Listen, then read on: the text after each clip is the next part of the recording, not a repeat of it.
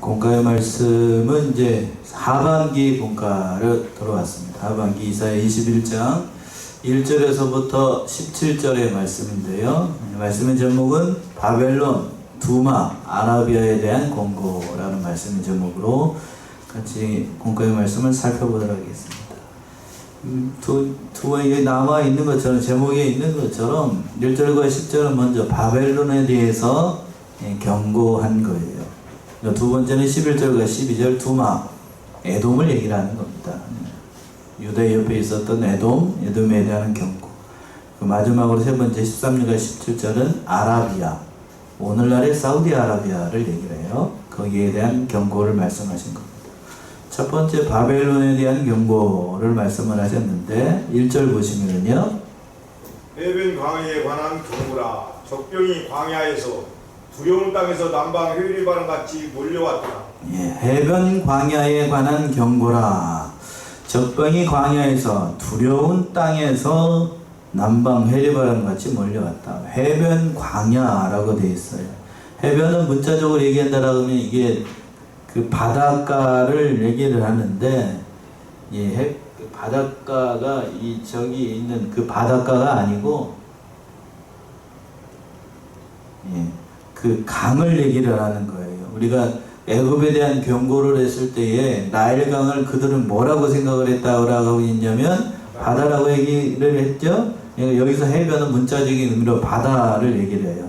근데 이 바다 광야라는 얘기인데 그 말 문자적으로 번역을 한다라고 하면 왜 그런가 하면 이게 그 메소포타미아 지역에 있었던 바벨론이 두 개의 강이 흘러요. 바벨론 있죠, 여기? 바벨론 양 옆으로 티그리스, 유프라데스 이 두 줄기가 큰 강이거든요. 그래서 이 강을 그들은 뭐라고 그랬냐면 해변, 바다라고 얘기를 했어요. 큰 강이니까. 그러니까 그 해변 광야라고 있는 건 이 두 강 사이에 있는 그 바벨론이다 보니까 그래서 광야라고 했어요. 그래서 이 바벨론을 얘기를 하는 거예요. 영어로 쓰있습니다만 제가 그러니까 아시겠죠? 그래서 그 광야에 적병이 광야에서 두려운 땅에서 남방 회리가 같이 몰려올 것이다. 이 바벨론이 근데 그 남쪽에 있는 바사를 통해서 여기는 페르시아라고 되어 있는데 이 메데 바사에 의해서 이 바벨론이 멸망을 하게 돼요. 그때 그 바벨론이 멸망을 할 때에 참 엄청난 기습 공격, 그리고 바벨론 그 주성이 굉장히 견고한 성읍이었어요. 굉장히 성벽의 높이도 높고 함락이 되지 않을 그러한 성이라고 생각을 했었는데 그 성을 함락을 하려고 하면 옛날에는 뭐 공성기가 있으니까 사다리로 올라가야 대포가 있는 게 아니니까 그 높은 성을 올라가야 되는데 성을 지키는 사람 몇 사람만 있으면 될 정도로 사다리를 놓으면 막대기로 뭐 하면 돼? 사다리를 어떻게 합니까? 이렇게 밀면은 될 정도로 아주 뭐 일설에 따르게 되면 뭐 30m가 넘는다, 50m가 넘는다. 성벽의 높이가 30m만 돼도 이제 몇 층인 거예요? 아파트 건물 10층 높이고. 그러니까 그 높은 성에서 그냥 저기 형이니까 쉽지 않은 거죠. 근데 그러한 성읍을 자랑했던 바벨론이 멸망하게 되는 거예요. 갑작스럽게 큰 회리바람처럼. 남방 회리바람이라고 그랬잖아요. 남방 회리바람. 유대에서 그 사막에서 겨울철에 불어오는 그 바람을 얘기를 하는데 돌풍이죠, 돌풍. 이런 태풍이 아니고 회리바람, 이렇게 돌아가는 그 돌풍 있잖아요. 저기 뭐 허리케인 말고 뭐라고 그러죠? 토네이도라고 얘기하죠. 그 토네이도가 일어나서 하는 것처럼 갑자기 뜻하지 않게 바벨론이 멸망할 거 얘기를 하는 거예요. 근데 그 바벨론이 멸망할 때 모습을 이사야가 이상 중에 기도하는 중에 하나님께서 그 바벨론의 묵시를 보여준 거예요. 근데 그 묵시가 감히 사람이 감당하기 어려울 정도로 참혹했습니다. 2절부터 나오게 되는데 2절 보시면 또한 묵시가 내게 보였도다. 주께서 가라사대 속이는 자는 속이고 약탈하는 자는 약탈하도다. 엘람이여 올라가고 메대여 에워싸라. 그의 모든 탄식을 내가 그치게 하였노라 하시도다. 혹독한 묵시가 내게 보였다. 이사야가 본 그 계시, 묵시, 그러니까 보여준 거니까 묵시라고 얘기를 해요. 유다를 멸망시키고 백성들을 학살할 바벨론이 약 120년 후에 패망할 것을 이제 내다보고 이렇게 얘기를 하신 건데, 그런데 이사야 선지자는 그 묵시를 무슨 묵시라고 그랬냐면, 무슨 묵시래요? 혹독한 묵시다라고 얘기했어요. 왜 이렇게 혹독한 묵시라고 얘기를 했을까? 바벨론이 궁극적으로는 유다를 이게 좋은 일이 멸망하는 거, 바벨론이 유다를 멸망시키고 뭐 주변에 있는 나라들 못 살게 입은 나라니까, 이 나라가 멸망하는 건 유다 입장에서 보면 좋은 일입니까 나쁜 일입니까? 자기를 괴롭혔던 사람이 죽는데, 그러면 인간적으로 생각하면 좋은 일이잖아요. 우리나라로 얘기한다라고 하면 여러분들 아실지 모르겠지만 일본이 그냥 바닷속으로 폭삭 가라앉는데, 그럼 이거 좋은 일이에요 나쁜 일이요? 네? 뭐 나쁜 일 좋은 일 헷갈리죠? 네. 중국에 폭삭 가라앉는데 좋은 일이에요 나쁜 일이요? 네? 잘 모르겠어요? 그러니까 그 얘기예요. 바벨론 얼마나 주변에 있는 나라들을 괴롭히고 했었는데 못 살게 버렸는지. 그런데 이사야가 이걸 보고 한 인간으로서, 선지자이기 전에 한 인간으로서 연민의 정을 느끼고 그 너무나도 혹독한 그 모습을 보고 고통을 당했다는 거예요. 그러면서 하나님께서 뭐라고 얘기를 하셨냐면, 속이는 자는 속이고 약탈하는 자는 어떻게 한다? 약탈한다. 이 메데 바사의 군들이 바벨론에 침입을 해가지고 속이고 약탈하고 그 행위들을 이렇게 표현을 하는 거라고요. 왜 그런가 하면 바벨론이 전에 다른 나라를 속이어서 그 정권을 탄탈을 하고 약탈을 하고 못 살게 굴었기 때문에 하나님이 뿌린 대로 어떻게 하게 하신 거예요? 거두게 하신 거예요. 그보다 더 악한 이 페르시아가 쳐들어와 가지고 바벨론이 순식간에 멸망하는 겁니다. 이 세상이 그런 거예요. 다른 사람을 속이면 또 다른 사람이 나를 또 속이게끔 되어 있는 거예요. 뛰는 놈이 누가 있다고요? 나는 놈이 있는 것처럼. 그러니까 예수님께서는 검을 쓰는 자는 검으로 망한다라고 말씀하셨는데 그대로 하나님이 갚아주시는 거예요. 속이는 자는 속이고, 이 세상이 그래요. 속이는 자는 속이고 약탈하는 자는 약탈을 당합니다. 그러니까 우리 말씀 속에서 깨닫는 진리는, 우리는 남을 속일 생각하지 말고 남을 약탈할 생각하지 말고 행한 대로 갚아줘요. 그러니까 어떻게 됐든지 간에 악을 선으로 갚아야 돼요. 믿는 자는 악을 악으로 갚고, 그렇게 되게 되면 돌아오는 건 보응이에요. 돌아오는 거. 그러니까 우리는 어찌하든지 악을 악으로 갚지 말고 하나님께 맡기고 악을 선으로 갚을 생각을 해야 됩니다. 근데 그 하반절에서 그랬네요. 엘람이여 올라가고 메대여 에워싸라. 엘람은 페르시아, 바사를 말하는 것인데, 이 엘람이라고 표현한 히브리 사람의 바사가 엘람으로 더 알려졌기 때문에 그렇게 얘기한 겁니다. 메데파사, 제정 페르시아를 얘기를 해요. 페르시아 군들이 그 올라와 가지고 바벨론을 멸망시킬 걸 이렇게 보는 겁니다. 그 하반절에서 그의 탄식을 내가 그치게 하였노라. 바벨론을 인해서 세계 모든 사람들이 탄식을 했는데 결국 이 탄식을 그치게 한다. 하나님께서 바벨론을 멸망시킬 것이다 라고 말씀한 거예요. 그런데 이걸 지켜보고 있었던 이사야 선지자가 3절과 4절에서 보시면 너무나도 혹독하기 때문에 차마 사람의 눈으로, 사람이 입은 이걸 가지고 형용하기가 어려우니까 이렇게 말씀한 거라고. 3절 보시면은요, 이러므로 나의 유통이 심하여 임산한 여인의 고통 같은 고통이 내게 임하였으므로 고통으로 인하여 듣지 못하며 놀라서 보지 못하도다. 이러므로 나의 요통이 심하여. 이 3절과 4절은 다가오는 바벨론의 심판이 너무나도 혹독하기 때문에 이사야 선지자가 그걸 보고 몸이 견디지 못해서 그 마음에 심적 고통을 당한다라고 말씀한 거예요. 그러나 여러분들이 제가 여쭤봤던 것처럼 바벨론이 만난다, 우리를 못 살게 구는 대적들이 멸망한다라고 하면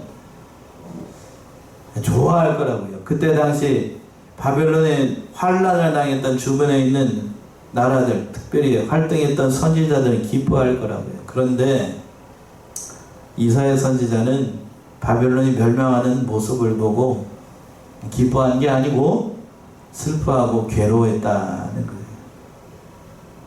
우리를 못 살게 그랬던 일본, 그 중국, 그 나라들 그냥 폭삭 가라앉아가지고 그냥 하나님의 징계를 받아서 멸망하면 좋겠습니다만 그건 인간적인 생각이고, 부경 중에 제일 큰 부경은 불구경이라고 얘기하죠. 불나면 옆집에서 불났어. 건너편 집에서 불났어. 그러면 어메 아이고 어쩐데 그랬는데 속으로는 뭐라는 거예요? 잘 탄다 아우 잘 탄다.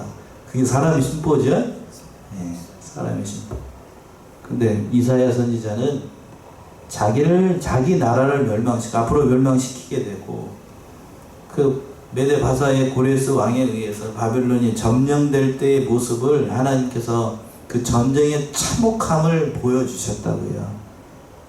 그 비참하게 죽어갈 그 생명들, 그 전쟁을 통해서 아버지가 죽고 어머니가 죽고 홀로 남겨질 자식들, 심지어는 이 세상에 빛도 못 보고 그 태 속에서 어머니와 같이 죽어갈 그 생명들을 보면서 피비린 나는 그 전쟁의 모습을 하나님께서 묵시를 통해서 보여주는 걸 보고 너무나도 말할 수 없는 고통을 당한 거예요. 그러니까 이사야 선지자의 그 마음은 심령의 상태가 참 연인 사람 같지 않고 우리 같은 그런 심령의 사람이 아니고 강팍한 사람이 아니라 선한 사람이었다는 것을 알 수 있는 대목이죠. 그러니까 비록 적국이라도 죄 없는 사람들이 다 죽임을 당하는 것을 보고 너무 안타깝게 생각을 했다. 무참한 생명들이 죽으니까. 무수히 많은 생명들. 그 임신한 여인의 고통 같은 고통이 내겠습니까? 설명을 하는 건데, 인간이 겪는 고통 중에 가장 큰 고통이 애 낳는 고통이라고 그러잖아요. 남자들은 죽었다 깨어나도 이 고통이 뭔지 잘 모릅니다. 여자분들은 아시죠? 그 고통이 지금 이사야 선지자에게 임했다는 거예요. 얼마나 큰 고통이었는지. 그래서 그 고통으로 인하여 듣지 못하고 놀라서 보지도 못한다. 얼마나 큰 마음의 심적인 고통이 있었는지. 악에 낳는 여자가 몸을 굽혀가지고 막 끙끙 앓는 것처럼 몸을 굽혀서 보지도 못하고 더 이상 보지 못한다는 거예요. 하나님이 계시의 말씀을 주셨는데 너무 놀라고 너무 두렵고 너무 감당하기 힘든 계시의 말씀이라 이사야 선지자가 이렇게 됐던 거예요. 또 4절 보시면 4절 내 마음이 진동하며 두려움이 나를 놀래며 희망의 서광이 변하여 내게 떨림이 되도다. 내 마음이 진동하며 두려움이 나를 놀란다. 진동한다는 얘기. 개정판은 뭐라고 번역하고 있습니까? 4절 한번 읽어보세요. 내 마음이 어지럽고 두려움이 나를 놀리며. 어지럽고 마음이 어지럽다. 개정판 번역이 조금 나은 것 같아요. 마음이 어지러워요. 너무 보기 힘든 광경을 보게 되니까 마음이 어렵고 동요하고 마음이 마비가 돼가지고 이성이 마비가 돼가지고 어떻게 해야 될지를 모르는 심령이 크게 동요한다는 얘기예요. 얼마나 처참한 모습을 봤습니까? 그래서 그 하반절에 있는 것처럼 희망의 소광이 변한 내게 떨림이 되었다. 이거는 바벨론이 멸망한다는 얘기는 이스라엘 백성들, 유다의 백성들에게는 희망이잖아요. 그렇죠? 우리가 일제 그 식민 통치를 받았을 때에 그 일제로부터 독립이 된다는 우리에게 희망이잖아요. 그렇죠? 희망인데 일본 편에서 봤을 때는 뭐가 되는 거예요? 그게 떨림이 된다고요.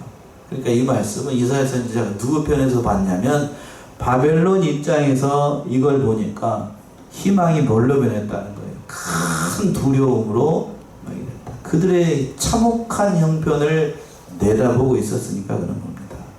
자, 5절부터 10절까지는 이 바벨론이 함락될 때, 그 성이 함락될 때의 모습을 예언하는 것인데 실제로 이대로 이루어지게 되지요. 5절 보시면은요. 그들이 식탁을 베풀고 파수꾼을 세우고 먹고 마시도다. 너희 방백들아 일어나 방패의 기름을 바를지어다. 이사야가 그 환상을 보면서 이렇게 얘기한 거예요. 그들이 식탁을 베풀고 파수꾼을 세우고 먹고 마시도다.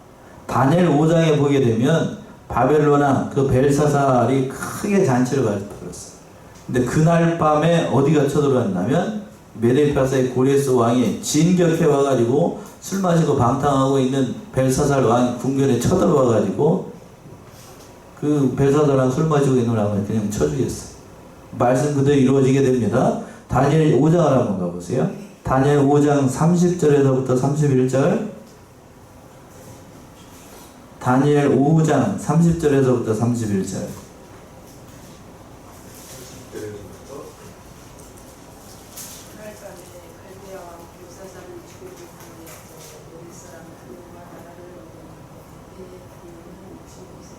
그랬죠? 그날 밤에 갈대아 왕 벨사살의 죽임을 당하고, 그러니까 어느 나라든지 왕이 이렇게 정신 못 차리고 있으면 나라가 망하게 되는 거예요. 그걸 이미 이 이사야 선지자는 일어나기 전 170년 전에 이걸 환상 가운데 이상 가운데 봤다는 거예요.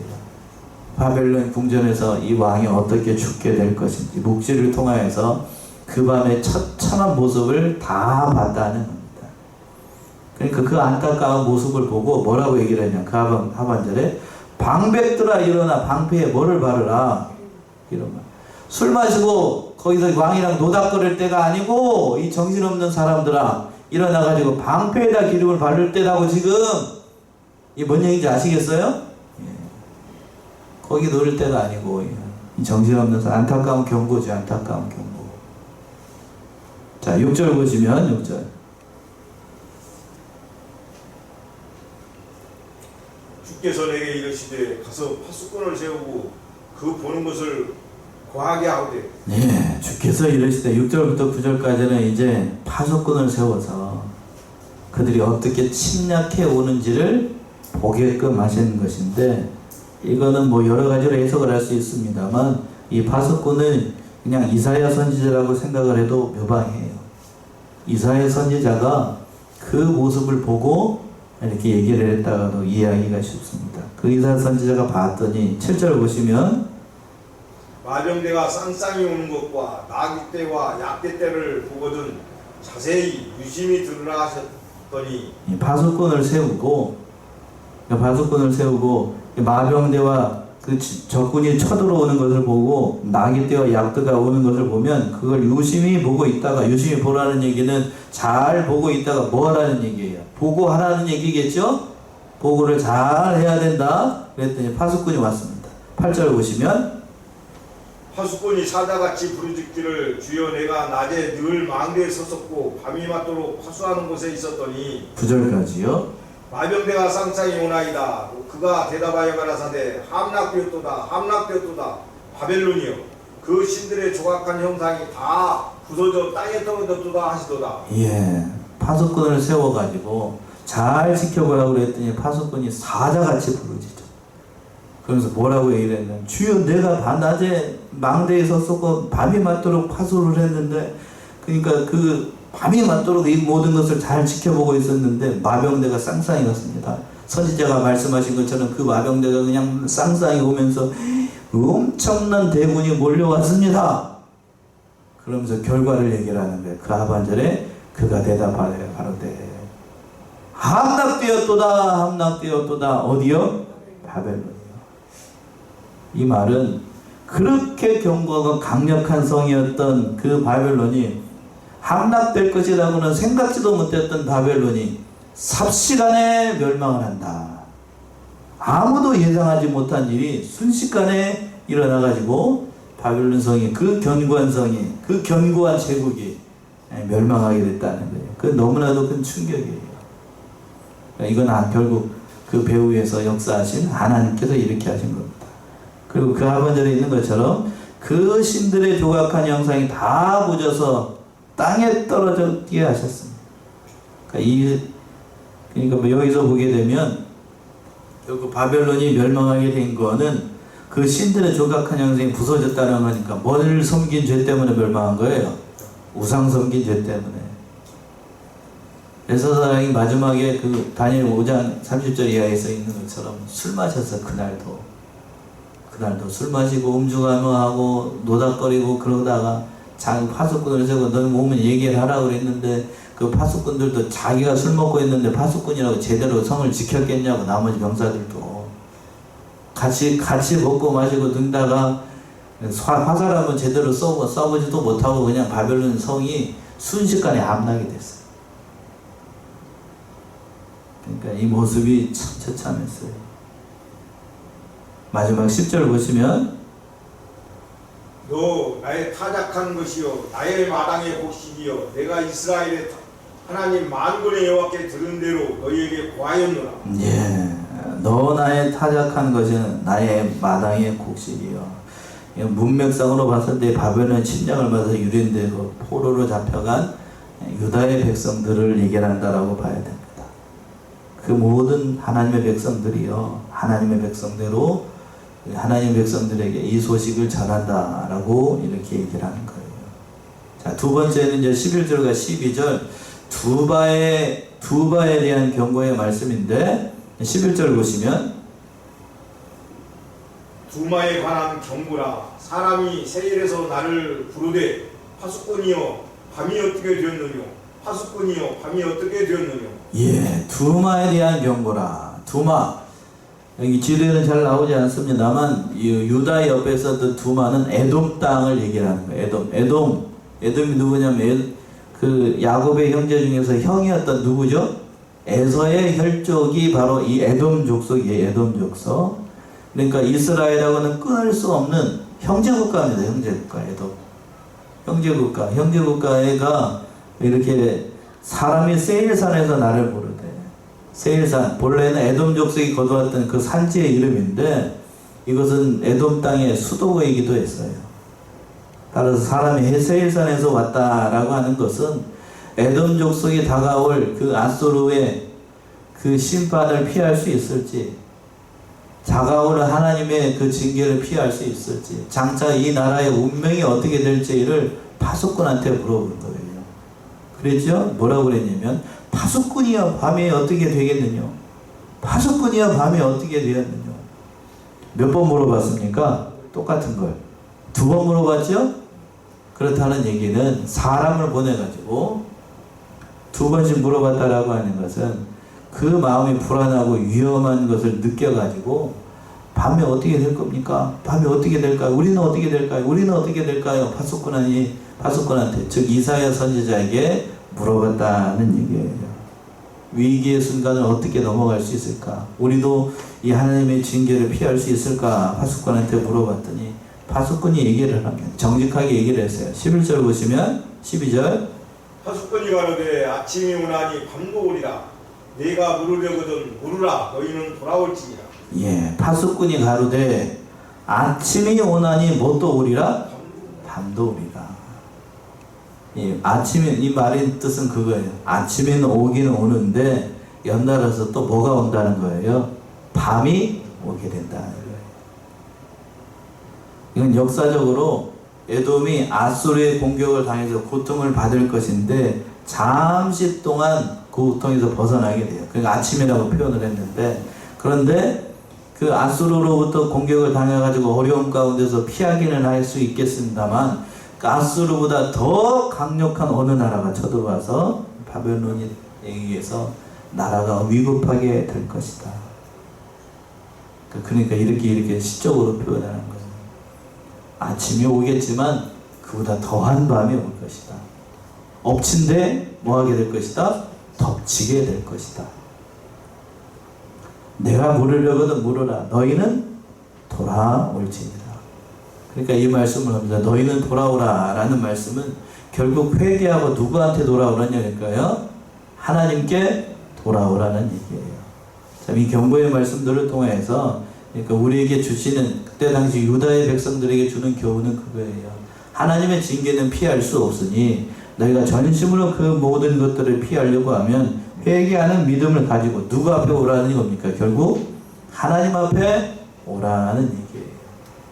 경고의 말씀들을 우리가 다 살펴보면서 얘기할 수 있는 건 결국 의지해야 될 것은 세상 세력이나 다른 세력이 아니라 바로 하나님 앞에 돌아와야 된다는 얘기입니다. 마지막으로 세 번째, 이제 13절부터 17절까지는 아라비아에 관한 경고입니다. 13절 보시면 아라비아에 관한 경고라. 드단 대상이요 너희가 아라비아 숲에서 유숙하리라. 아라비아에 대한 경고. 이제 17절까지는 이제 9번째로 유다와 에돔과 바벨론 사이에 있는 아라비아에 대한 경고입니다. 이는 후에 아라비아가 아수르의 침략을 받게 될 것을 이야기한 것 때문에 여기 보시면 뭐라고 크게 돼 있죠? 예, 이거. 이 지금 여기가 어디입니까? 예, 그렇죠. 예. 여기서 보시게 되면 지금 여기가 영어로 쓰여 있습니다만 게달이에요. 게달. 예, 게달. 예. 뒤에 가서 나오는데 거기를 얘기를 하는 거예요. 드단의 대상이요. 이제 여기 있는 사람들이 바로 구스, 드단의 함의 아들 구스의 손자들이거든요. 그래서 아라비아에서 살면서 때를 지어서 상업에 종사했던 그런 나라인데 고대 아라비아의 그 중요한 성읍들이 드단이고 뒤에 가서 또 하나가 나오는데 대마가 나오는데 거기에 머물면서 중개 모욕을 통해서 부를 축적하였던 그러한 곳이었습니다. 그러나 그 곳도 결국 이 하나님의 징계를 피할 수가 없다고요. 아수르의 침략에 의해서 아라비아 수풀에서 유속하게 되고 피난가고 무용노가 유린이 되고 그런 어려움 가운데 빠지게 될 것을 예언한 말씀이에요. 14절 보시면 또 대마 땅의 거민들아 물을 가져다가 목마른 자에게 주고 떡을 가지고 도피하는 자를 영접하라. 예, 대마 땅의 거민들아. 대마는 드단에서부터 북쪽으로 145km 떨어져 있는 아라비아의 성읍이 한 성읍이라고 그러는데 오늘날의 테이마라고 했는데 가운데 좀 보입니까? 뭐라고 써 있죠? 예, 거기 좀 되는 것 같아요. 그러니까 여기가 오아시스 지역이라고 하는데 뭐 드단은 여기 안 나오는 것 같고 아무튼 거기에 됩니다. 거기에서 이 아라비아에서의 거점 도시로 해가지고 매우 중요한 성읍이었었는데 이 성도 아수르에 의해서 큰 어려움을 겪게 될 것이다 하는 거예요. 근데 그 거민들에게 얘기를 하는 겁니다. 물을 가져다가 목마른 자에게 주고 떡을 가지고 도피한 자를 영접하라. 피하는 사람들이 있게 되면 너에게 도망오는 사람들이 있게 되면 모른 척 하지 말고 그들을 어떻게 하라는 얘기예요. 잘 도와주라는 얘기예요. 환난 당하는 자, 어려움에 빠진 자를 모른 척 하지 않고 도와주는 건 결국 하나님 앞에 긍휼의 은혜를 입어서 하나님의 그 복을 받는 비결이라고 하는 거예요. 그러니까 성도들 가운데 어려운 자들을 위해서 기도하고 어려움에 빠져 있는 자를 돌아보는 건 하나님이 기뻐하시는 일이고 하나님께서 복 주시는 일이라는 사실을 우리가 명심해야 되겠습니다. 또 본문으로 15절 보시면 그들이 칼날을 피하여 뺀 칼과 당긴 활과 전쟁의 어려움에서 도망하였습니다. 예, 그들이 칼날을 피하여 뺀 칼과 당긴 활과 전쟁의 어려움에서 도망했다. 전쟁을 피해서 그들이 돌아왔다는 거예요. 도망쳐 왔다는 겁니다. 그들에게 그러니까 외면하지 말고 전쟁의 포로민들, 전쟁에 피해서 피난민들 그들을 모른 척하지 말고 도와주라는 얘기입니다. 자, 16절 보시면 주께서 이같이 내게 이르시되 품꾼의 정한 기한같이 1년 내에 계달의 영광이 다 쇠멸하리니 예, 주께서 이같이 내게 이르시되 품꾼의 정한 기한이 1년 내에 계달의 영광이 다 쇠할 것이다. 여기 계달 나오죠? 예, 계달의 영광이 다 쇠할 것이다. 이스마엘의 후손이었고 그들이 누렸던 아라비아에서 살면서 그들이 누렸던 그 영광, 세상을 근거로 한 영광이야. 이스마엘 자손, 아브라함의 후손이기는 합니다만 그 사라를 통해서 난 아들이 아니고 하나님께서 원하시는 방법으로 난 아들이 아니고 세상을 의지해서 난 아들이죠. 그러니까 그 아들들도 결국 하나님을 의지하지 않고 누구를 의지하고 살겠어요? 세상을 의지하고 살았겠죠. 그러니까 세상을 의지하고 산 계달의 영광은 오래 간다고 오래 가지 않는다고요? 오래 가지 않는다는 거예요.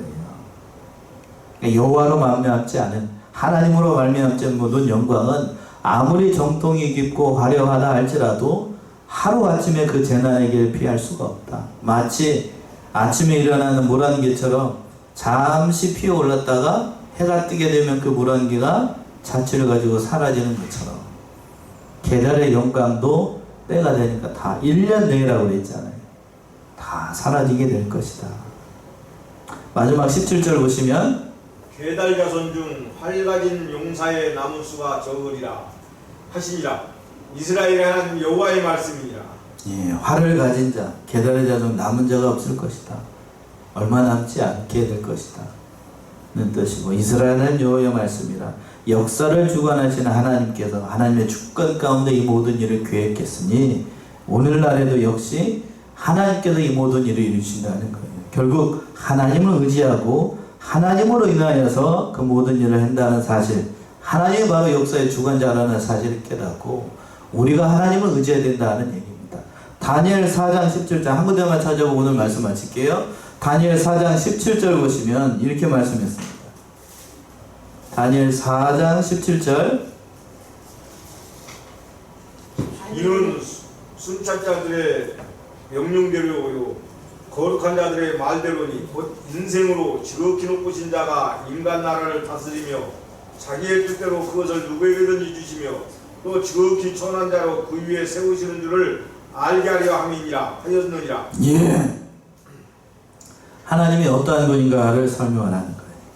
인간을 다스리시고 나라를 다스리시고 하나님의 뜻대로 그 모든 것을 이루시는 그 전지전능한 주권의 하나님, 창조주 하나님, 우리가 의지하는 이 말씀 속에서 새 나라에 대한 경고의 말씀 속에 결국 그 나라들도 흥망성쇠는 누가 다 주관하신다는 거예요? 하나님이 주관하시니 세상 세력 의지할 생각하지 말고 하나님을 의지하는 그러나 하나님의 백성들이 되라고 경고의 말씀으로 우리에게 주신 겁니다. 우리 사랑하는 성도는 이 사실을 깨달아서 세상 세력 오래가지 않아요. 계달의 영광과 같아서 세상을 의지하는 건 오래가지 않는다. 하나님을 의지해서 하나님으로 인한 사시는 저와 여러분들이 다 되시기 바랍니다. 기도하겠습니다.